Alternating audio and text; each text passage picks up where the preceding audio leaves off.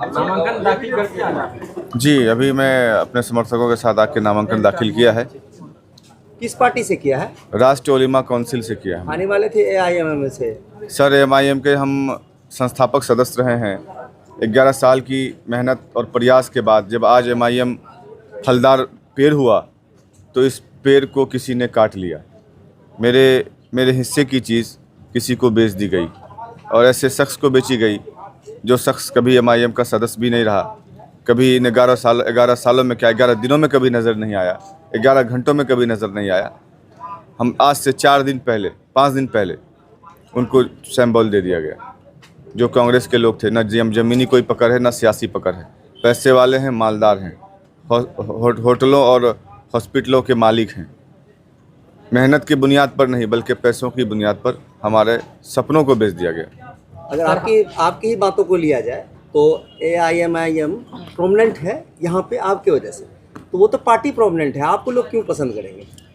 चूँकि मैं उस लोगों के लेकर इलाकों में घूमा, मैं उस दौर में लेके गया था जब लोग एमआईएम के नाम पे कुर्सी नहीं बल्कि बीजेपी का एजेंट कह के बुलाते थे, मुंह पे गालियां देते थे।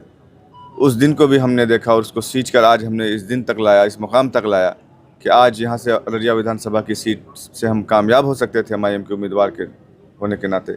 लेकिन आखिर वक्त तक हमें यही कहा गया, अरे आपके अलावा है कौन।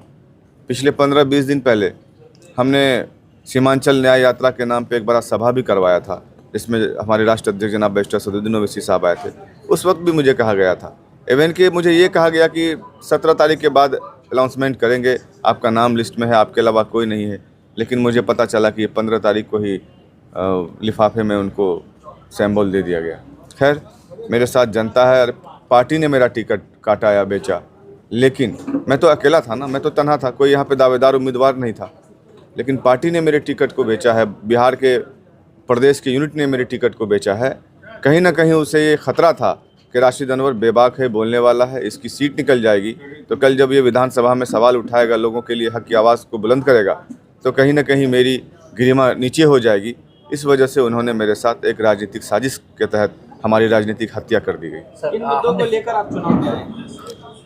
हम करप्शन फ्री अररिया, स्वास्थ्य का मुद्दा, नशा मुक्त अररिया बनाने की और भ्रष्टाचार मुक्त बनाने, अररिया मुक्त बनाने के, इससे मैं अररिया सर इंजीनियर साहब हमने सवाल किया था कि क्या डील जो है पैसे से हुई है, तो उन्होंने कहा ये ओछी बात है। इस पर आप क्या कहना चाहेंगे? मुझे ये बताइए, कॉमन सेंस की बात है, जो इंसान पिछले 7 सालों से कांग्रेस की कतार में खड़ा था, जो लोकसभा चुनाव में एमआईएम के उम्मीदवार बिहार प्रदेश के अध्यक्ष अख्तरुल ईमान के खिलाफ डॉक्टर जावेद आज़ाद के कैंपिंग में इनको प्रभारी बनाया गया था मोड़ बायसी का, तो वो आदमी अचानक से, कभी पार्टी का कोई सदस्य नहीं रहता है और उसका कहीं कोई नामो निशान, कांग्रेस तक पोस्टरों में लोग उसको पहचानते हैं, उनके बस्ती मोहल्लों के लोग उनको नहीं पहचानते। भले पैसे वाले हैं लेकिन पहचान नहीं है, ना लोग उनको पहचानते हैं ना वो किसी को पहचानते हैं। तो अब मुझे ये बताइए, इसको बेची नहीं गई है तो क्या की गई है? वो पार्टी के, मैं तो पार्टी में था, मैं तो सिंगल था, तन्हा था ना। हाँ, पार्टी में अगर 4 लोग रहते हैं, चलो भाई 4 लोगों ने मेहनत की, इसको नहीं उसको दे दिया गया, तो वहाँ पे वो वाजिब है। उसको बेचना नहीं बोलते, उसको कटना बोलते हैं, लेकिन इसको सरासर बेचना बोलते हैं। लोग बेवकूफ़ नहीं हैं, अगर हम अपने मुंह से बोल दें कुछ तो लोग मानने को तैयार नहीं। जो सच है, जो हकीकत है, वो लोग जान भी रहे हैं और समझ भी रहे हैं।